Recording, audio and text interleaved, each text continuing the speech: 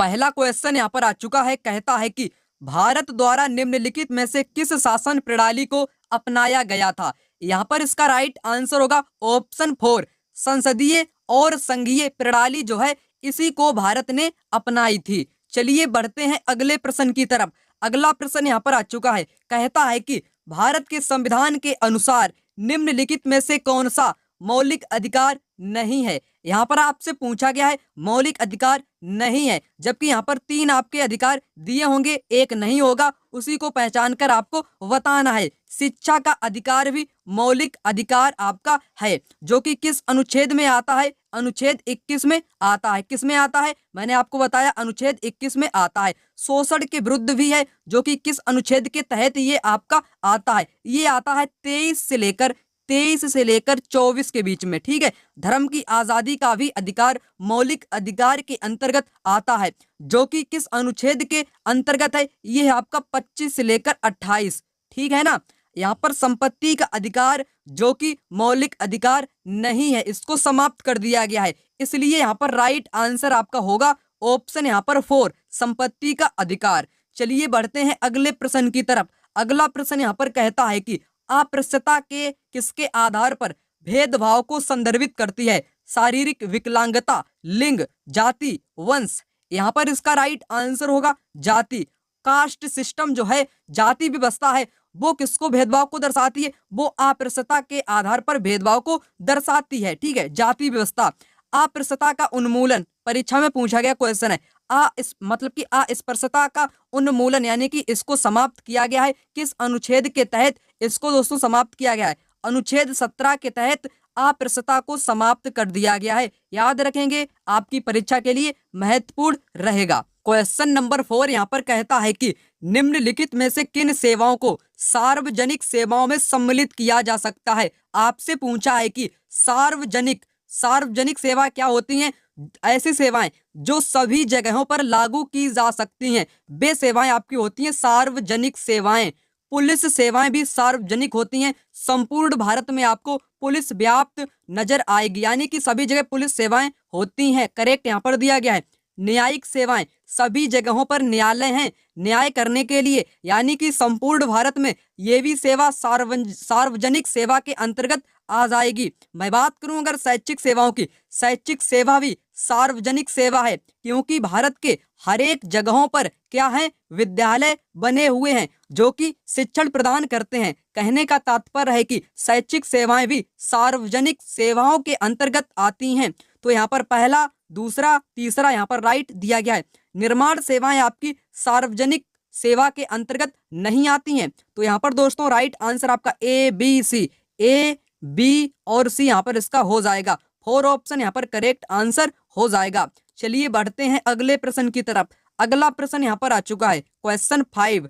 निम्नलिखित कथनों में से कौन सा लिंग जेंडर रूढ़िबद्ध धारणा को चुनौती देता है। आपको बताना है लिंग यानी कि महिला यानी कि पुरुष, दोनों की बात यहाँ पर की गई है।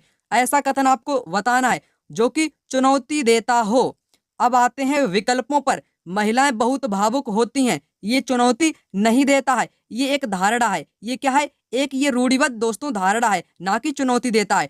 अक्सर लोग क्या बोलते हैं, महिलाएं बहुत भावुक होती हैं, जल्दी से जल्दी वो रोने लगती हैं, ठीक है। तो इस प्रकार की क्या है, ये दोस्तों है एक रूढ़िबद्ध धारणा यहाँ पर दी गई है। महिलाएं फैशन परस्त होती हैं, ये भी दोस्तों एक रूढ़िबद्ध धारणा यहाँ पर दी गई है।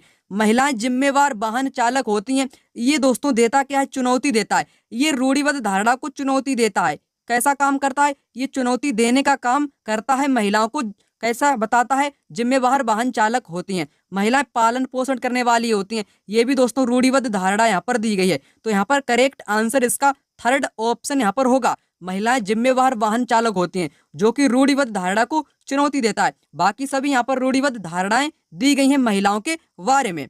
चलिए बढ़ते हैं अगले प्रश्न की तरफ। क्वेश्चन 6। निम्नलिखित में से कौन सी व्याख्या विविधता का उचित प्रतीक है। किसकी, विविधता का।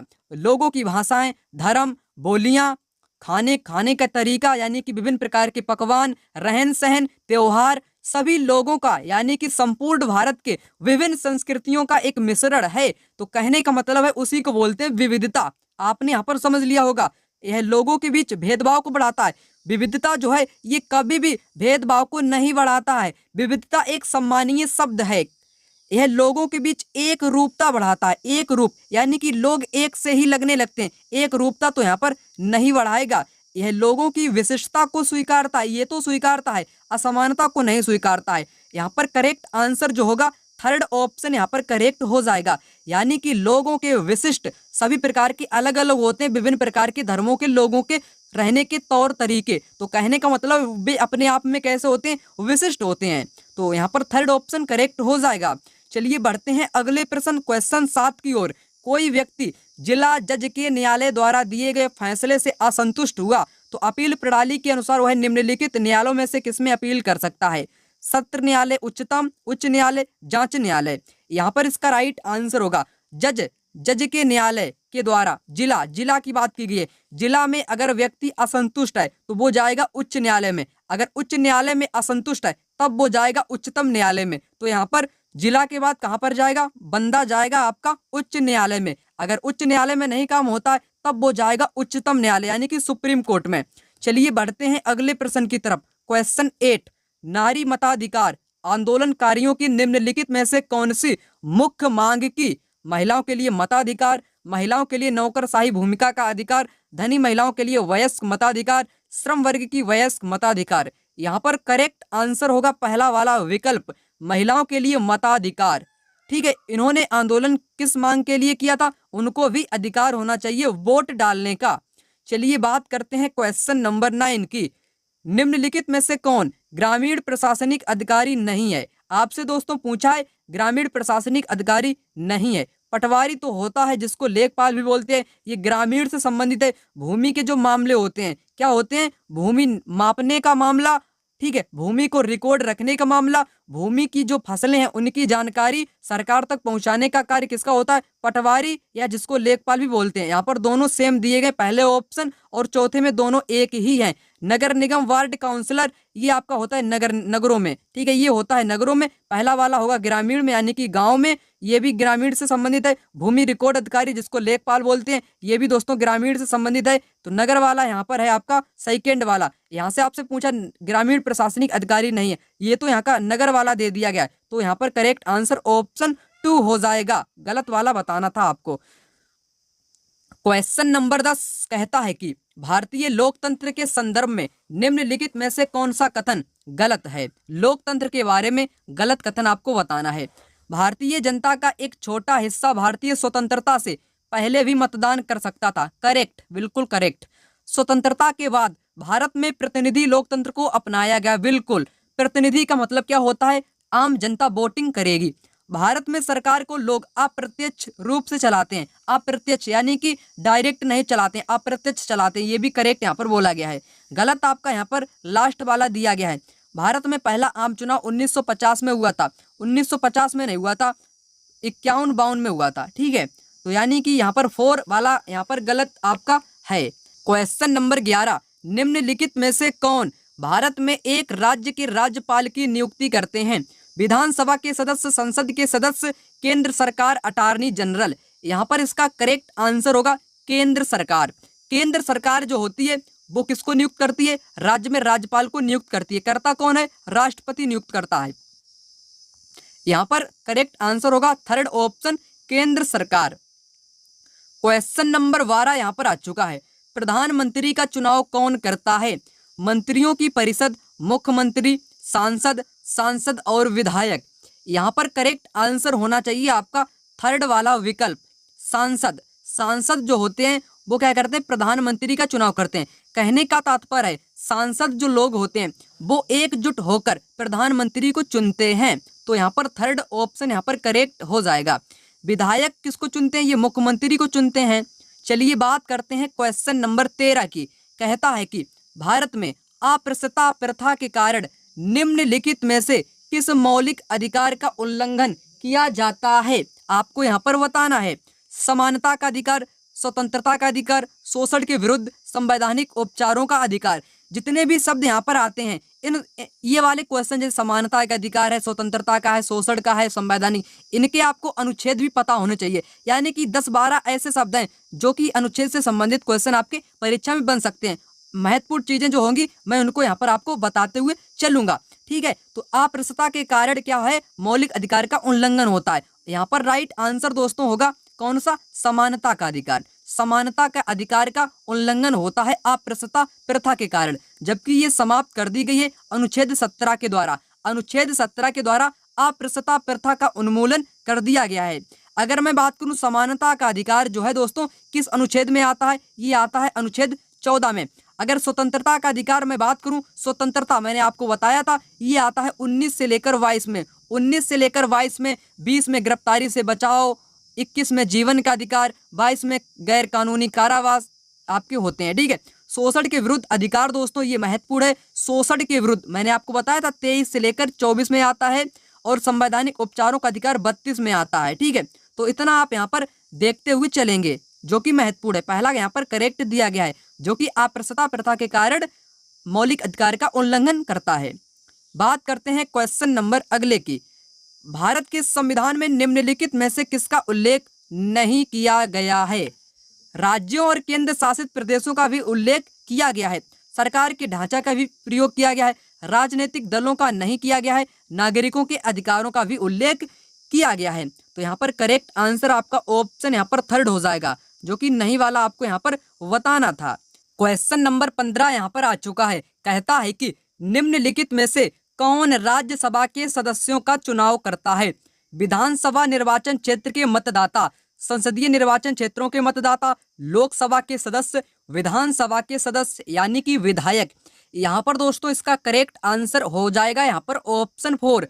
विधानसभा के जो सदस्य होते हैं विधायक, वही क्या करते हैं, राज्यसभा के सदस्यों का चुनाव करते हैं। यहाँ पर मतदाता कौन होता है, मतदाता होते हैं विधायक। मतदाता कौन होते हैं, विधायक होते हैं। यहाँ पर चुनाव अप्रत्यक्ष रूप से किया जाता है, यानी कि ये आम जनता राज्यसभा के सदस्यों का चुनाव नहीं करता है, लेकिन जो सांसद होते हैं, ठीक है, तो उनका चुनाव आम जनता करती है, निर्वाचन क्षेत्र के मतदाता करते हैं। यहाँ पर मैंने आपको क्या बताया, विधानसभा के सदस्य यानी कि विधायक अप्रत्यक्ष रूप से चुनते हैं राज्यसभा के सदस्यों को। यहाँ पर आपने समझ लिया होगा। अब बात करते हैं अगले प्रश्न की। अगला प्रश्न यहाँ पर आ चुका है। कहता है कि 2006 में नेपाल में सरकार का रूप राजतंत्र से बदलकर हो गया था एक तंत्र, तानाशाही, लोकतंत्र, अल्पतंत्र। यहाँ पर परीक्षा में पूछा गया क्वेश्चन है, राइट आंसर होगा लोकतंत्र। 2006 में नेपाल जो है ये क्या हो गया, राजतंत्र से बदलकर लोकतंत्र हो गया, यानी कि 2006 से पहले यहाँ पर राजा लोग यहाँ पर शासन चलाया करते थे। अब बात करते हैं क्वेश्चन नंबर 17 की, जो कि महत्वपूर्ण है क्वेश्चन और परीक्षा में भी पूछा गया है। लोकसभा में कितने सदस्य मनोनीत होते हैं, ना कि मतदान द्वारा चुनकर आते हैं। 4, 1, 2, कोई भी नहीं, यानी कि 0, शून्य। यहाँ पर करेक्ट आंसर दोस्तों होगा 0। अगर मैं बात करूं लोकसभा के सदस्य कितने मनोनीत होते हैं, एक भी मनोनीत नहीं होते हैं। 2019 में एक कानून पारित किया गया था, जिसके तहत ये मनोनीत वाला जो सिस्टम है लोकसभा में ये समाप्त कर दिया गया। क्या कर दिया गया, समाप्त कर दिया गया। लेकिन यहाँ पर राइट आंसर होगा 0। जब समाप्त ही कर दिया गया तो राइट आंसर आपका क्या होगा, 0 हो जाएगा। वैसे अगर मैं बात करूं 2019 से पहले की, तो उससे पहले दोस्तों 2 चुने जाते थे, 2 दोस्तों यहाँ पर चुने जाते थे, भारतीय आंग्ल, इंडो आंग्ल। ठीक है, तो वो 2 सदस्य आपके यहाँ पर चुने जाते थे। लेकिन वर्तमान स्थिति की मैं बात करूं आज की, तो यहाँ पर 0 मारना होगा आपको। क्या मारना होगा, 0 मारना होगा। यहाँ पर कोई भी सदस्य मनोनीत नहीं किया जाता है लोकसभा में, आपको याद रखना होगा। चलिए बात करते हैं क्वेश्चन नंबर 18 की। भारत का वर्णन करने के लिए विविधता में एकता मुहावरे का निर्माण किसने किया था। परीक्षा में 2 बार पूछा गया क्वेश्चन, परीक्षा में 2 बार पूछा गया क्वेश्चन। आपको बताना है विविधता में एकता जो शब्द है किसने दिया, मुहावरा का निर्माण किसने किया, किसने किया, आपको यहाँ पर बताना है। चलिए यहाँ पर आपको बताते हैं। पहला वाला करेक्ट आंसर होगा जवाहरलाल नेहरू, यानी कि चाचा नेहरू ने विविधता में एकता मुहावरा दिया था। भारत की खोज डिस्कवरी ऑफ इंडिया पुस्तक के लेखक भी जवाहरलाल नेहरू हैं। आ चुका है यहाँ पर क्वेश्चन 19। कहता है कि प्रदूषण रहित हवा का अधिकार, प्रदूषण रहित हवा का अधिकार भारत में किस मौलिक अधिकार के भाग के रूप में स्वीकारा गया है। समानता, जीवन, न्याय, आज़ादी। तो यहाँ पर दोस्तों जैसे आपकी हवा हो गई यानी कि ऑक्सीजन हो गया, और जल हो गया, प्रदूषण रहित वातावरण हो गया, ये सभी चीजें आती हैं जीवन जीने के अधिकार में। किसमें आती हैं दोस्तों? जीवन जीने के अधिकार में, यानी कि 21 अनुच्छेद आर्टिकल जो 21 है उसके अंतर्गत आता है जीवन का अधिकार। किसका अधिकार? जीवन का अधिकार की बात यहाँ पर मैं कर रहा हूँ। एक बार परीक्षा में पूछा गया क्वेश्चन, जो कि मैं आपको यहाँ पर बताने वाला हूँ। परीक्षा में पूछा गया क्वेश्चन, जल अधिकार है, जल पीने का अधिकार है, किसमें है? ऑप्शन था वहां पर 21 यानी कि जीवन जीने का अधिकार यहाँ पर हो जाएगा। चलिए बात करते हैं क्वेश्चन नंबर 20 की। 1997 में भारतीय उच्चतम न्यायालय ने विशाखा निर्देश की रचना महिलाओं को यौन उत्पीड़न से बचाने के लिए की थी। एक केस आया था वर्ष 1997 में, उच्चतम न्यायालय सुप्रीम कोर्ट में विशाखा निर्देश की, ठीक है। तो वहां पर क्या कहा गया था? महिलाओं को यौन उत्पीड़न से बचाने के लिए क्या कहा गया था, यहाँ पर आपको बताना है। गाड़ियों में बचाने के लिए, कार्यस्थलों पर बचाने के लिए, वैवाहिक संबंधों में, या सड़कों पर। परीक्षा में आपके ये क्वेश्चन जो मैं यहाँ पर करा रहा हूँ, एग्जाम में पूछा गया क्वेश्चन है। यहाँ पर करेक्ट आंसर होगा कार्यस्थल, यानी कि ऐसी महिलाएं जो कार्यस्थलों पर काम करती हैं, घर से बाहर काम करने जाती हैं, उनको बचाने के लिए, यौन उत्पीड़न से बचाने के लिए, ठीक है, 1997 में निर्देश दिया गया था। याद रखेंगे, महत्वपूर्ण क्वेश्चन आपकी परीक्षा के लिए। क्वेश्चन 21 यहाँ पर आ चुका है। कहता है कि लोकतांत्रिक संस्थाओं की समझ को विकसित करने के लिए निम्नलिखित में से सबसे उचित पाठ्यक्रम संबंधित उपागम को चुनिएगा। चलिए आपको यहाँ पर बताते हैं। आपसे यहाँ पर पूछा क्या गया है, वो सबसे पहले आप यहाँ पर समझने का प्रयास करेंगे। लोकतांत्रिक संस्थाओं की समझ को विकसित करने के लिए उपागम चुनिए, यानी कि मेथड कौन सा है जो कि लोकतांत्रिक संस्थाओं के समझ के लिए विकसित हो सके। आते हैं विकल्पों पर। आदर्श स्थिति को दर्शाना, वास्तविक स्थितियों के साथ आदर्श स्थिति के उदाहरण को प्रस्तुत करना, मुख्य रूप से राष्ट्र स्तरीय उदाहरणों को प्रस्तुत करना, शिक्षार्थी को कठोर वास्तविक स्थितियों से परिचित कराना। यहाँ पर करेक्ट आंसर दोस्तों होगा, यहाँ पर कौन सा होगा? यहाँ पर सेकंड विकल्प होगा, वास्तविक स्थितियों के साथ आदर्श स्थिति के उदाहरण को प्रस्तुत करना, जो कि लोकतांत्रिक संस्थाओं की समझ विकसित करने का एक बढ़िया मेथड यहाँ पर है। चलिए बात करते हैं 22 नंबर के क्वेश्चन की। 22 नंबर का क्वेश्चन परीक्षा में आपके पूछा गया क्वेश्चन है, जो कि अनुच्छेद 21 से संदर्भित है, यानी कि 21 से यहाँ पर पूछा गया है। शिक्षा का अधिकार अनुच्छेद 21 के अंतर्गत एक मौलिक अधिकार है, जो जीवन का अधिकार से संबंधित है। क्योंकि आपको बताना है, मैंने आपको पहले ही बताया है, जीवन का अधिकार। क्या मैंने आपको बताया था दोस्तों? जीवन का अधिकार जो है वो किस में आता है? वो अनुच्छेद 21 में आता है। यहाँ पर लिखना चाहूंगा मैं, जीवन का अधिकार किस में आता है? अनुच्छेद 21 में आता है। और 21 के साथ ए लगा दो तो इसमें आ जाएगी आपकी शिक्षा का अधिकार, ठीक है। तो शिक्षा का अधिकार, क्योंकि शिक्षा गरिमा में जीवन जीने में सहायता करती है, करेक्ट। पहला ही यहाँ पर करेक्ट होगा, बाकी सभी यहाँ पर गलत दिए गए हैं, पहला करेक्ट यहाँ पर हो जाएगा। बात कर लेते हैं क्वेश्चन नंबर 23 की। 23 नंबर का क्वेश्चन यहाँ पर कहता है, निम्न में से किसका प्रावधान शिक्षा का अधिकार अधिनियम में नहीं किया गया है? शिक्षा के अधिकार अधिनियम में नहीं किया गया है। 6 से 14 वर्ष के बच्चों को निःशुल्क तथा अनिवार्य शिक्षा प्रदान करना, ये तो कहा गया, करेक्ट है। कक्षा में प्रवेश के लिए परीक्षा तथा डोनेशन पर प्रतिबंध ये भी लगाया गया, यानी कि प्रवेश के लिए निःशुल्क होगा, किसी भी प्रकार का कोई डोनेशन संबंधित कुछ भी नहीं लगेगा, यानी कि प्रतिबंध है, ये भी करेक्ट है। बच्चों को रोजगार की गारंटी देना, ये तो नहीं है, ये गलत है। प्रारंभिक शिक्षा पूर्ण करने की स्थिति में सार्वजनिक शिक्षा लेना, डी भी यहाँ पर करेक्ट है, ये भी यहाँ पर करेक्ट है। गलत आपका दोस्तों है सी नंबर का, बच्चों को क्या करना? रोजगार की गारंटी देना, जो कि गलत है, नहीं, यानी कि गलत बताना था। तो राइट आंसर यहाँ पर ऑप्शन सी हो जाएगा। चलिए बात करते हैं क्वेश्चन नंबर 24 की। 24 नंबर का क्वेश्चन बोलता है कि भारत के संविधान में निम्नलिखित में से किसका उल्लेख नहीं किया गया है? किसका नहीं किया गया है? आपको बताया तो था, राजनीतिक दलों का उल्लेख नहीं किया गया है, बाकी सभी का उल्लेख किया गया है। चलिए बढ़ते हैं अगले प्रश्न की तरफ। अगला प्रश्न, भारत के संविधान में कौन सा मौलिक अधिकार नहीं है? संपत्ति का अधिकार नहीं है, जबकि यहाँ पर सभी हैं, मैंने अभी आपको बताया था। चलिए आगे के क्वेश्चन यहाँ पर आ चुके हैं। कहता है 26 नंबर का क्वेश्चन, संविधान का अनुच्छेद 22 सुनिश्चित करता है। एक यहाँ पर मैंने एक आजमाया हुआ तरीका आपको यहाँ पर बताना चाहूंगा।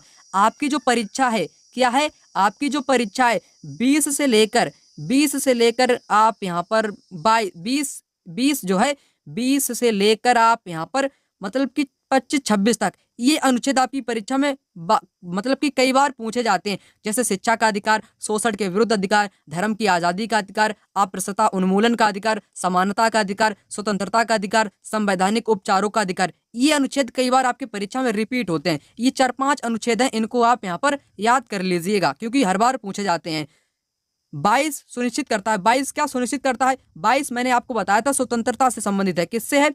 स्वतंत्रता से संबंधित है। 21 से लेकर 22 है, ठीक है, 21 से 22 स्वतंत्रता से संबंधित है। 21 में क्या है? 21 में है जीवन का अधिकार। 22 में क्या है? गैर कानूनी कारावास। गैर कानूनी कारावास 22 में है, तो 22 वाला यहाँ पर कौन सा करेक्ट होगा? यहाँ पर होगा बी वाला। गिरफ्तारी के दौरान या हिरासत में व्यवहार से बचने का अधिकार किसमें है? अनुच्छेद 22 में है। 21 में क्या है? जीवन का अधिकार है, ठीक है, तो ये भी आप याद रखेंगे। यहाँ पर शिक्षा का अधिकार दोस्तों किसमें है? मैंने आपको बताया था शिक्षा का अधिकार महत्वपूर्ण है। 21 ए में है शिक्षा का अधिकार।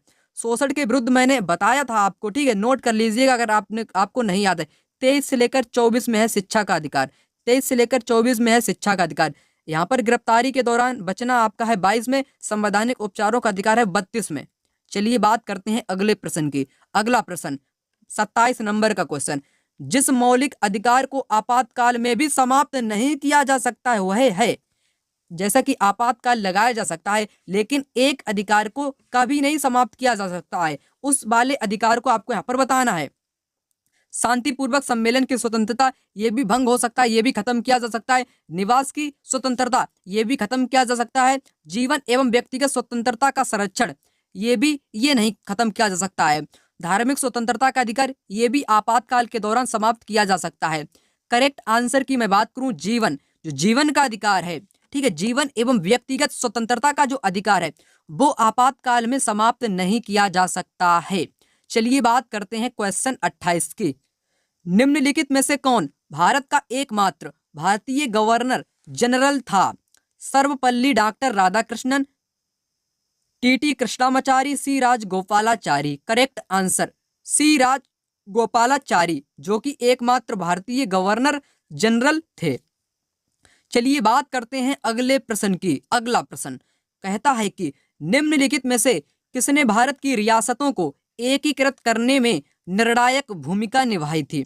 तो आप सभी लोग जानते होंगे सरदार वल्लभ भाई पटेल ने। सरदार वल्लभ भाई पटेल ने भारत में जो रजवाड़े थे, देसी रजवाड़े थे, ठीक है, उनको एकीकरण किया, यानी कि उनको समाप्त किया, एक ही मतलब कि भारत में मिला दिया। उस व्यक्ति का नाम था सरदार वल्लभ भाई पटेल, जिनको आयरन मैन यानी कि लौह पुरुष भी बोला जाता है। लौह पुरुष भी इन्हीं को बोला जाता है। बारदोली सत्याग्रह, एक याद रखेंगे, बारदोली सत्याग्रह, जो कि 1928 में लगभग आपका चला था गुजरात में, ठीक है। वहां की जो महिलाएं थी उन्होंने सरदार की उपाधि दे दी, सरदार की उपाधि दे दी बारदोली सत्याग्रह में, ठीक है, सरदार को। ये आप याद रखेंगे क्योंकि टीचिंग एग्जाम में ये क्वेश्चन पूछा जाता है। क्वेश्चन नंबर 30 यहाँ पर कहता है कि लोकतांत्रिक समाजवाद का प्रमुख भारतीय विचारक कौन था? पंडित नेहरू, एम.एन. राय, एस. एडांगे, उपयुक्त में से कोई नहीं। करेक्ट आंसर की बात करूं तो पहला ऑप्शन यहाँ पर करेक्ट होगा, पंडित नेहरू, जो कि लोकतांत्रिक समाजवाद के भारतीय विचारक थे। ऐसा क्वेश्चन आपने अपनी जिंदगी में पहली बार देखा होगा, क्योंकि ऐसा क्वेश्चन बहुत कम देखने को मिलता है। क्योंकि ये जो क्वेश्चन है एनसीईआरटी से डायरेक्ट परीक्षा में पूछा गया क्वेश्चन है, क्योंकि आपकी परीक्षा में ये क्वेश्चन पूछा गया है। यहाँ पर आपसे पूछा गया था लोकतांत्रिक समाजवाद का प्रमुख भारतीय विचारक पंडित नेहरू। चलिए बात करते हैं क्वेश्चन नंबर 31 की। 31 नंबर का क्वेश्चन कहता है कि लोकतंत्र में चुनावों के संबंध में निम्नलिखित 2 कथनों पर विचार कीजिए।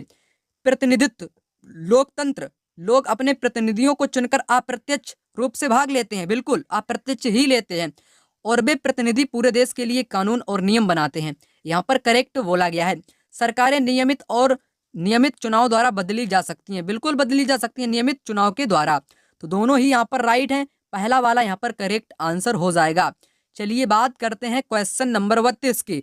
निम्नलिखित में से क्या प्रतिनिधि लोकतंत्र की विशेषता नहीं है? नहीं करके यहाँ पर दिया गया है, आपको नहीं वाला बताना है। प्रतिनिधियों के हाथ में निर्णय निर्माण की प्रक्रिया होती है, बिल्कुल करेक्ट। जनता का निर्णय निर्माण की प्रक्रिया में प्रत्यक्ष सहभागिता, प्रत्यक्ष नहीं होती है, गलत। जनता को मतदान का अधिकार भी है, करेक्ट। मतदान का प्रतिनिधि चुनाव करेक्ट। तो गलत कौन सा है? गलत आपका यहाँ पर वी वाला है, यानी कि सेकेंड वाला है, नहीं वाला आपको बताना था। तो इस प्रकार करेक्ट आंसर बी यहाँ पर माना जाएगा। चलिए बात करते हैं क्वेश्चन नंबर 33 की। कहता है कि कौन सा राजनीतिक दल का उद्देश्य नहीं है? जैसे अपनी इंडिया की मैं बात करूं, जितने भी राजनीतिक दल हैं उनका किसी ना किसी उद्देश्य होता है, यानी कि उनका विशेष उद्देश्य होता है, लेकिन नहीं उद्देश्य होता है। ऐसा कौन सी चीज यहाँ पर आपकी है, आपको बताना है। अपनी विचारधारा का प्रचार करना सभी का उद्देश्य होता है, चाहे भाजपा की बात करूं, चाहे कांग्रेस की बात करूं, किसी भी पार्टी की मैं अगर बात करूं, सबकी विचारधारा अलग अलग होती है। वो अपनी विचारधारा का प्रसार प्रचार करना चाहते हैं, यानी कि पहला वाला करेक्ट है। लोगों का आध्यात्मिक विकास, आध्यात्मिक विकास, आध्यात्मिक विकास कौन करता है? साधु संत महात्मा लोग करते हैं, यानी कि गलत यहाँ पर दिया गया है। ये राजनीतिक दल का उद्देश्य नहीं है आध्यात्मिक विकास करना। मोक्ष कैसे प्राप्त होती है, ये किसी नेता यानी कि किसी दल का उद्देश्य नहीं होता है। लोक मत का निर्माण करना उद्देश्य होता है। सरकार बनाने की आकांक्षा भी राजनीतिक दल की उद्देश्य होती है। तो कौन सा नहीं होता है? बी वाला नहीं होता है। तो यही यहाँ पर आपका करेक्ट आंसर हो जाएगा। एक चीज मैं आपको यहाँ पर बताना चाहूंगा, जैसे यहाँ पर आपका गलत है, ये कैसा है? गलत है, ठीक है। तो यहाँ पर अगर पूछ लिया जाता उद्देश्य है, ऐसे करके दे दिया जाए उद्देश्य है, यहाँ पर एक नंबर में दे दिया जाए ए कामा वी कामा सी, इतने, दूसरे में दे दिया जाए A B D C D, कुछ भी करके, ठीक है। तो आपको गलत आपने पहचान ही लिया, बी नहीं होगा। बाकी में ए हो चाहे सी हो चाहे डी हो, वो आप करेक्ट मार सकते हो, क्योंकि अगर आपने ये वाला क्वेश्चन यहाँ पर समझ लिया, आप हर तरीके के क्वेश्चन यहाँ पर कर लोगे, क्योंकि आज की इस वीडियो में पॉलिटी को हम पूरी तरह समाप्त करेंगे। चलिए बात करते हैं क्वेश्चन नंबर 34 की। अगर आपने इस वीडियो को अभी तक लाइक नहीं किया है, फटाक से लाइक कर लो। नए हो तो चैनल को सब्सक्राइब कर लो। टेलीग्राम को नहीं ज्वाइन किया है, टेलीग्राम चैनल को भी ज्वाइन कर लो। निम्नलिखित में से कौन राजनीतिक दल राष्ट्रीय दल की श्रेणी में नहीं है? यानी कि राष्ट्रीय दल आपका कौन सा नहीं है? शिवसेना, भारतीय जनता पार्टी, भारतीय राष्ट्रीय कांग्रेस, बहुजन समाज पार्टी। यानी कि राष्ट्रीय स्तर की सरकार बहुजन पार्टी भी है, भारतीय राष्ट्रीय कांग्रेस भी है, भारतीय जनता पार्टी भी है, लेकिन शिवसेना आपकी मतलब कि राष्ट्रीय दल के अंतर्गत नहीं आती है। तो दोस्तों करेक्ट आंसर यहाँ पर पहला वाला हो जाएगा। चलिए बात करते हैं क्वेश्चन नंबर 35 की। 35 आ चुका है। संवैधानिक सरकार का अर्थ क्या होता है? संविधान की शर्तों के अनुसार सरकार, करेक्ट। कानून के अनुसार सरकार, करेक्ट। लोकतांत्रिक सरकार, करेक्ट। उपरोक्त सभी करेक्ट। करेक्ट कौन सा यहाँ पर हुआ? ऑप्शन यहाँ पर डी इसका करेक्ट आंसर हुआ। संवैधानिक सरकार का अर्थ होता संविधान के अनुसार सरकार, लोकतांत्रिक सरकारें, कानून के अनुसार सरकार का अनुगमन। यही यहाँ पर इसका राइट आंसर होगा, ऑल ऑफ दिस। चलिए बात कर लेते हैं क्वेश्चन 36 की। कहता है कि, क्या कहता है? जब राज्य धार्मिक क्रियाओं में किसी प्रकार का हस्तक्षेप नहीं करता है तो उसे क्या कहते हैं? प्रभुसत्ता, राजतंत्र, स्वेच्छाकारी, धर्मनिरपेक्षता। यहाँ पर करेक्ट आंसर होगा धर्मनिरपेक्षता। धर्मनिरपेक्षता यहाँ पर करेक्ट आंसर होगा।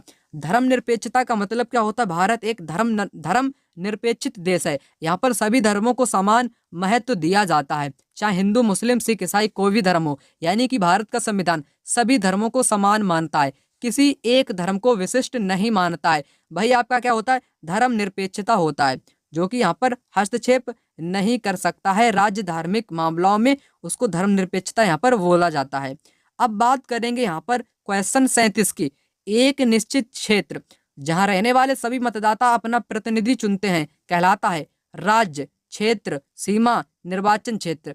करेक्ट आंसर यहाँ पर दोस्तों होगा निर्वाचन क्षेत्र। निर्वाचन क्षेत्र जहां पर क्या करते हैं? मतदान यानी कि वोटिंग सिस्टम होता है, प्रतिनिधि चुना जाता है, प्रतिनिधि। तो उस क्षेत्र को क्या बोलेंगे? निर्वाचन क्षेत्र, उस क्षेत्र को बोलेंगे। Question number 38। निम्नलिखित में से कौन सा कथन लोकतंत्र के संबंध में गलत है? गलत कथन आपसे बहुत परीक्षा में पूछे जाते हैं। लोकतंत्र में एक शासक के पास देश का शासन करने की संपूर्ण ताकत होती है। एक शासक के पास, शासक यानी कि राजा के पास। तो यहाँ पर ये पहला वाला क्या है? पहला वाला यहाँ पर दोस्तों गलत दिया गया है, ठीक है। गलत आपको बताना था, तो पहला यहाँ पर करेक्ट हो जाएगा, परंतु अन्य को भी यहाँ पर देखना जरूरी है, क्योंकि क्वेश्चन आपका थोड़ा बहुत विकल्प में चेंज करता है, बाकी वही रहता है लोकतंत्र के बारे में। लोकतंत्र में लोग निर्णयों पर प्रश्न उठा सकते हैं, बिल्कुल निर्णयों पर प्रश्न उठा सकते हैं। लोकतंत्र में देश के नागरिकों को अपनी पसंद के नेता चुनने की छूट होती है, करेक्ट। लोकतंत्र में नागरिकों को कुछ स्वतंत्रता प्राप्त होती है, करेक्ट। चलिए आपको मैंने आंसर तो इसका बता ही दिया है। क्वेश्चन नंबर 39 यहाँ पर कहता है कि भारतीय राज्य की सरकार किस प्रकार की है? अध्यक्षात्मक सरकार, लोकतांत्रिक, साम्यवादी, पूंजीवादी सरकार। तो यहाँ पर दोस्तों करेक्ट आंसर आपका है साम्यवादी सरकार। जो भारत के स्टेट हैं वो कैसे हैं? वो एक साम्यवादी हैं। साम्यवादी का मतलब होता है समाजवादी, ठीक है, समाज यानी कि नियंत्रण। साम्यवादी कहने का मतलब होता है इस पर जो नियंत्रण होगा किसका होगा? राज्यों पर नियंत्रण किसका होगा? राज्य का ही होगा। चलिए बात करते हैं क्वेश्चन नंबर 40 की। 40 नंबर का क्वेश्चन यहाँ पर आ चुका है। कहता है कि संघवाद से तात्पर्य है देश में एक से ज्यादा स्तर की सरकार का होना, देश को चलाने के लिए राज्यों का संघ होना, केवल केंद्रीय सरकार को कानून बनाने का अधिकार होना, न्यायपालिका देश में सर्वोच्च शक्ति है। यहाँ पर करेक्ट आंसर होगा देश में एक या एक से अधिक सरकार का होना क्या कहलाता है? संघवाद कहलाता है। परीक्षा में 2 बार पूछा गया क्वेश्चन यहाँ पर आ चुका था, ठीक है, क्योंकि एक बार पूछा गया परीक्षा में देश में एक से अधिक स्तरों वाली सरकार क्या कहलाती है? एकात्मक, संघवाद कहलाती है। केंद्र सरकार कहलाती है तो क्या कहलाती है? संघवाद कहलाती है, जिसमें एक से अधिक स्तर होते हैं, ठीक है। भारतीय सरकार में मतलब कि कितने स्तर हैं? 3 स्तर की सरकार है, केंद्र स्तर, राज्य स्तर और एक स्थानीय स्तर। मैं यहाँ पर लिखना चाहूंगा केंद्र स्तर, राज्य स्तर, राज्य के बाद में है स्थानीय स्तर। भारत में 3 स्तर की सरकारें हैं यानी कि संघवाद है। चलिए बात करते हैं 41 नंबर के क्वेश्चन की। भारतीय जनतंत्र में कार्यकारी का कार्य है अधिनियम बनाना, संसद द्वारा बनाए गए अधिनियमों को लागू करना, प्रधानमंत्री को चुनना, राष्ट्रपति को चुनना। तो आपसे पूछा क्या गया है? भारतीय जनतंत्र में कार्यकारी कार्य, जनतंत्र यानी कि आम लोगों में कौन सा यहाँ पर कार्यकारी कार्य है? अधिनियम बनाना ये जनतंत्र का कार्यकारी काम है? नहीं। संसद द्वारा बनाए गए अधिनियमों को लागू करना ये भी नहीं। प्रधानमंत्री को चुनना ये होता है, ठीक है। तो दोस्तों करेक्ट आंसर क्या होगा? जनतंत्र यानी कि आम लोगों का एक कार्य हो सकता है भारत में प्रधानमंत्री को चुनना। राष्ट्रपति को नहीं चुन पाएंगे आम लोग, ठीक है। बात कर लेते हैं क्वेश्चन नंबर यहाँ पर 42 की। क्वेश्चन नंबर 42 यहाँ पर आ चुका है। कहता क्या है? इस पर आपको ध्यान देना है। धर्मनिरपेक्षता से तात्पर्य, धर्मनिरपेक्षता मैंने आपको बताया था सभी धर्मों को समान मानता है भारत। धर्म से धर्मनिरपेक्षता का कोई संबंध नहीं। अधार्मिकता, राज्य का संबंध किसी धर्म से नहीं। उपरोक्त में से कोई नहीं। करेक्ट आंसर होगा यहाँ पर आपका थर्ड ऑप्शन, राज्य का संबंध किसी भी धर्म से नहीं। चाहे हिंदू हो, चाहे मुस्लिम हो, चाहे सिख हो, कैसा भी हो, उसको कोई लेना देना नहीं। वो आपका होता है धर्म निरपेक्षता। चलिए बात करते हैं क्वेश्चन नंबर 43 की। भारत में दल विहीन लोकतंत्र का प्रस्ताव सर्वप्रथम किसने प्रस्तुत किया? बिल्कुल न्यू क्वेश्चन आपको यहाँ पर नजर आ रहा होगा, बिल्कुल नया ट्रेंडिंग क्वेश्चन, मतलब कि आपकी सीटेट की परीक्षा में पूछा गया क्वेश्चन है। दल विहीन लोकतंत्र का प्रस्ताव किसने पारित किया था? ये किया था जयप्रकाश नारायण ने। किसने? जयप्रकाश नारायण, जो कि बिहार से संबंधित हैं। ये आपके बहुत महत्वपूर्ण है जयप्रकाश नारायण, ठीक है। तो इन्होंने ही नारा दिया था लोकतंत्र का प्रस्ताव। चलिए बात करते हैं अगले प्रश्न, क्वेश्चन नंबर 44। प्रजातंत्र को जनता का, जनता के लिए, जनता के द्वारा शासन किसने कहा? ये स्टेटमेंट महत्वपूर्ण है परीक्षा के लिए। Abraham Lincoln, George Washington, Roosevelt, Churchill. Correct answer होगा अब्राहम लिंकन। ये जो यहाँ पर परिभाषा दी गई है डेमोक्रेसी की यहाँ पर परिभाषा दी गई है, यानी कि लोकतंत्र की परिभाषा यहाँ पर दी गई है। तो करेक्ट आंसर अब्राहम लिंकन, जिन्होंने कहा जनता के लिए, जनता के द्वारा, जनता का शासन, ये बोला है अब्राहम लिंकन ने। चलिए बात करेंगे यहाँ पर क्वेश्चन नंबर 45 की। निम्नलिखित में से कौन भारत की संविधान सभा में मसौदा समिति के अध्यक्ष थे? मसौदा समिति के अध्यक्ष कौन थे दोस्तों? राजगोपालचारी, अंबेडकर, राजेंद्र प्रसाद, चाचा नेहरू। करेक्ट होगा यहाँ पर अंबेडकर साहब जो थे वो मसौदा समिति के अध्यक्ष थे, यहाँ पर याद रखेंगे। संविधान सभा के अध्यक्ष कौन थे? संविधान सभा के अध्यक्ष आपके थे, अध्यक्ष कौन थे? ये थे डॉक्टर राजेंद्र प्रसाद। यहाँ पर करेक्ट आंसर है ऑप्शन यहाँ पर दूसरा वाला। चलिए बात करते हैं क्वेश्चन नंबर 46 की। निम्नलिखित में से कौन भारत के संविधान की समवर्ती सूची के मामलों में कार्य करता है? समवर्ती में कौन करता है? जो समवर्ती सूची होती है इसमें राज्य और केंद्र के साथ राज्य दोनों काम करते हैं। करेक्ट आंसर पहला वाला होगा, केंद्र सरकार व राज्य सरकारें दोनों मिलकर इस सूची के मामले को सुनते हैं, समवर्ती सूची के मामले को। क्वेश्चन नंबर 47, निम्नलिखित में से कौन भारत की संविधान सभा का अध्यक्ष था? मैंने आपको बताया C Rajagopalachari, doctor BR. Ambedkar, doctor Rajendra Prasad, Jawaharlal Nehru. तो करेक्ट आंसर आपका होगा यहाँ पर थर्ड वाला, डॉक्टर राजेंद्र प्रसाद, जो कि संविधान सभा के अध्यक्ष थे। चलिए बात करते हैं अगले प्रश्न यानी कि क्वेश्चन नंबर 48 की। Doctor BR. अंबेडकर निम्न में से कौन से अधिकारों को संविधान का हृदय और आत्मा कहा है? महत्वपूर्ण है, परीक्षा में एक बार पूछा गया क्वेश्चन है। समानता का, स्वतंत्रता का, संवैधानिक उपचारों का, धार्मिक का। कई बार आपने देखे होंगे अनुच्छेद वाले क्वेश्चन, समानता, शोषण, स्वतंत्रता, इन्हीं के बीच में इर्द गिर्द घूमता रहता क्वेश्चन है, यानी कि अनुच्छेद आप यहाँ पर याद कर लीजिएगा इन इन इन चार में से पांचों का, ठीक है। तो ये महत्वपूर्ण हो सकते हैं आपकी परीक्षा के लिए। वैसे तो करेक्ट आंसर इस क्वेश्चन का होगा संवैधानिक उपचारों का अधिकार, जिसको संविधान का हृदय और आत्मा कहा। ये किसमें है? ये है अनुच्छेद 32 में। किसमें है? अनुच्छेद 32 में है, याद रखेंगे। धार्मिक स्वतंत्रता वाला मैंने आपको बताया था, ठीक है, ये था 25 से 28 में, 25 से 28 में है, 25 से लेकर 28 में है। समानता का मैंने आपको बताया था, समानता आप याद रखेंगे 14 में है, ठीक है, अनुच्छेद 14 में है। स्वतंत्रता का अधिकार आपको मैंने बताया था, ये जो है स्वतंत्रता का अधिकार ये किसमें है? 19 से लेकर 22 में है। चलिए बात करेंगे अगले प्रश्न 49 नंबर के क्वेश्चन की। भारतीय संविधान की 8वीं अनुसूची में कितनी भाषाएं हैं? 18, 28, 24, 22। करेक्ट होगा यहाँ पर 22 भाषाएं हैं 8वीं अनुसूची में। चलिए बढ़ते हैं अगले प्रश्न की ओर। अगला प्रश्न यहाँ पर आ चुका है 50 नंबर का क्वेश्चन। भारतीय संविधान द्वारा दिया गया खाली जगह नागरिकों को यह अनुमति देता है कि वे उच्च न्यायालय या सर्वोच्च न्यायालय जा सकते हैं यदि उन्हें ऐसा लगता है कि उन्हें मौलिक अधिकारों का सरकार द्वारा उल्लंघन हुआ है। क्वेश्चन बहुत लंबा है लेकिन समझने का फर्क है, तो आपने इस क्वेश्चन को समझ लिया होगा, ठीक है। तो जीवन का अधिकार, संवैधानिक उपचारों का अधिकार, शोषण के विरुद्ध अधिकार, समानता का अधिकार। तो यहाँ पर दोस्तों आपसे बोला क्या गया है कि भारतीय संविधान द्वारा दिया गया नागरिकों को यह अनुमति देता है कि वे उच्च न्यायालय या सर्वोच्च न्यायालय जा सकते हैं यदि उन्हें ऐसा लगता है कि उनके मौलिक अधिकारों का उल्लंघन हुआ है। तो आपने यहाँ पर निष्कर्ष क्या निकला? मौलिक अधिकारों का उल्लंघन वाला जो है वो किसमें आता है? वो दोस्तों आता है संवैधानिक उपचारों का अधिकार।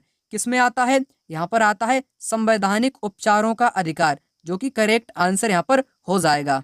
अगला प्रश्न यहाँ पर आ चुका है 51 नंबर का क्वेश्चन। संविधान के किस अनुच्छेद के अंतर्गत अप्रस्तुतता के कारण किसी अयोग्यता को लागू करना कानून के अनुसार एक दंडनीय अपराध घोषित किया गया है?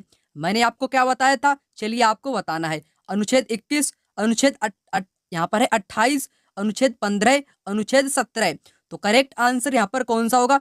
अनुच्छेद 17, जिसमें क्या है? अप्रस्तुतता का उन्मूलन, अप्रस्तुतता प्रथा का उन्मूलन अनुच्छेद 17 में है, यहाँ पर करेक्ट होगा। चलिए बात करेंगे यहाँ पर क्वेश्चन नंबर 1 की। ये मैंने क्वेश्चन आपको करा रहे हैं, ये ज्यादातर आपकी परीक्षा में पूछे गए क्वेश्चन हैं। भारतीय संविधान के अनुच्छेद 21 का संबंध है जीवन के अधिकार से, संवैधानिक उपचारों के, धार्मिक स्वतंत्रता से, समानता के अधिकार से। आपने अधिकतर क्वेश्चन यहाँ पर देखे होंगे जो कि इन्हीं के इर्द गिर्द यहाँ पर घूम रहे हैं, यानी कि परीक्षा में इतने सारे क्वेश्चन जो कि इन्हीं से घुमा घुमा के पूछे गए हैं। अगर आप इन सभी को कंफर्म कर लेते हो तो पॉलिटी के क्वेश्चन सभी आपसे यहाँ पर हो जाएंगे। तो 21 जो है, 21 है जीवन के अधिकार से संबंधित। 21 के बाद 21 है आपका, ठीक है, जीवन जीने का अधिकार जो है वो 21 में है, यहाँ पर करेक्ट हो जाएगा। 21 ए में क्या है? ए में है आपकी शिक्षा है। चलिए बात करते हैं 53 नंबर के इस क्वेश्चन की। भारतीय संविधान के अनुसार भारतीय धर्मनिरपेक्ष राज्य के बारे में निम्नलिखित कथनों में से कौन सा गलत है? धर्मनिरपेक्ष मैंने आपको बताया था, किसी भी धर्म में हस्तक्षेप नहीं कर सकता है राज्य, वही होता धर्मनिरपेक्ष राज्य। गलत आपको बताना है, क्या बताना है? गलत बताना है। राज्य सरकारी संस्थाओं को धर्म विशिष्ट मूल्यों को प्रदर्शित और प्रोन्नत करने की उन्नति प्रदान करता है, अनुमति। गलत है दोस्तों, ये कैसा है? गलत है। राज्य धर्म के एकदम पृथक नहीं है, परंतु वह धर्म से एक निश्चित दूरी बनाता है, बिल्कुल। भारतीय राज्य किसी एक विशिष्ट धार्मिक समूह द्वारा शासित नहीं है, बिल्कुल राइट। राज्य किसी धर्म विशेष को ना थोपेगा, ना ही लोगों को धार्मिक स्वतंत्रता को छीनेगा। करेक्ट। तो गलत यहाँ पर मैंने आपको बताया, ये वाला गलत है, गलत ही आपको बताना था, इसलिए यहाँ पर करेक्ट आंसर पहला वाला यहाँ पर हो जाएगा। चलिए बात करते हैं क्वेश्चन नंबर 54 की। कहता है कि अधिकार जो कानूनी अधिकार के रूप में तो हैं लेकिन संवैधानिक अधिकार के रूप में नहीं है। अधिकार जो कानूनी अधिकार के रूप में है लेकिन संवैधानिक अधिकार के रूप में नहीं है, कौन सा? अबाध भ्रमण की स्वतंत्रता, संपत्ति का अधिकार, शोषण के विरुद्ध अधिकार, अल्पसंख्यक वर्गों को शैक्षणिक संस्थाओं की स्थापना का अधिकार। तो यहाँ पर दोस्तों करेक्ट आंसर की अगर मैं बात करूं, यहाँ पर आपका डी ऑप्शन यहाँ पर हो जाएगा। क्वेश्चन नंबर 55 यहाँ पर आ चुका है। कहता है कि मौलिक अधिकारों के विषय में निम्नलिखित 2 कथनों पर विचार कीजिए। चलिए 2 कथन पर विचार कर लेते हैं। भारत के संविधान में दिए गए सभी मौलिक अधिकार न्यायालय में बाध्यकारी हैं। बिल्कुल राइट यहाँ पर है आपका पहला वाला। शोषण के विरुद्ध अधिकार नागरिक को उच्च स्तर के न्यायालय में जाने के लिए अनुमति प्रदान करता है। बिल्कुल करता है, यदि वह समझता है कि निचले स्तर के न्यायालय द्वारा निर्णय अन्यायपूर्ण है। दोनों यहाँ पर राइट हैं आपके, दोनों यहाँ पर कैसे हैं? दोनों यहाँ पर राइट हैं। चलिए बात करते हैं क्वेश्चन नंबर 56 की। कौन सा विषय राज्य सूची में उल्लेखित नहीं है? कृषि भी राज्य में है, कानून व्यवस्था भी राज्य में है, भूमि राजस्व भी आपके कहाँ पर है? राज्य सूची में है, परंतु नागरिकता आपकी ये नहीं है। ये आपकी किस में है? ये आ जाएगी केंद्र सूची में। ठीक है, तो ये वाली आपकी इसमें नहीं सम्मिलित है। चलिए बात करते हैं क्वेश्चन नंबर 57 की। भारत का संविधान कब अपनाया गया था? परीक्षा में पूछा गया क्वेश्चन है। चलिए बात करते हैं क्वेश्चन नंबर 58 की। भारत के संविधान की प्रस्तावना में किस संविधान संशोधन के द्वारा समाजवादी पंथ निरपेक्ष शब्द को सम्मिलित किया गया? ये भी क्वेश्चन आपकी परीक्षा में पूछा गया क्वेश्चन है। तो आप सभी लोग जानते ही होंगे 42वां संविधान संशोधन 1976 के तहत पंथ निरपेक्ष, समाजवादी जैसे शब्दों को जोड़ा गया था। चलिए बात करते हैं 59 नंबर के क्वेश्चन की। कहता है कि भारतीय संविधान के किस खंड को अक्सर संविधान की अंतरात्मा कहा जाता है? अंतरात्मा कहा जाता है। नीति निर्देशक सिद्धांतों से संबंधित, मौलिक अधिकारों से संबंधित खंड, अनुसूचित जाति जनजाति पिछड़ा वर्ग आरक्षण नीति से संबंधित। यहाँ पर करेक्ट आंसर होगा संविधान की प्रस्तावना, जिसको क्या बोला जाता है? संविधान की अंतरात्मा बोला जाता है। चलिए बात करते हैं क्वेश्चन नंबर 60 की। कहता है कि जाति और जेंडर से जुड़े हुए द्वंद्वात्मक विषयों को सामाजिक विज्ञान की कक्षा में पूरी तरह बचना चाहिए, कक्षा में शामिल नहीं करना चाहिए। गलत। अनड़ित रखना चाहिए और इन पर विभिन्न आयामों से चर्चा करनी चाहिए। शिक्षक की अपनी समझ और विश्वास मत पर केंद्रित होनी चाहिए। गलत। यानी कि शिक्षक केंद्रित होने चाहिए, शिक्षक के ही विश्वास होने चाहिए, ऐसा नहीं होना चाहिए। विद्यार्थियों की भावनाओं के अनुसार चर्चा करनी चाहिए, नहीं। करेक्ट आंसर जो सबसे उपयुक्त यहाँ पर है वो है यहाँ पर सेकंड वाला। अनिर्णित रखना चाहिए और इन पर विभिन्न प्रकार से आयामों पर चर्चा करनी चाहिए। वीडियो दोस्तों आपके लिए यहीं तक था। अगर अच्छा लगा हो, चैनल पर नए हो तो सब्सक्राइब करें, वीडियो को लाइक करें, कमेंट करें, शेयर करें। मिलते हैं दूसरी वीडियो में, तब तक के लिए धन्यवाद। जय हिंद, जय भारत।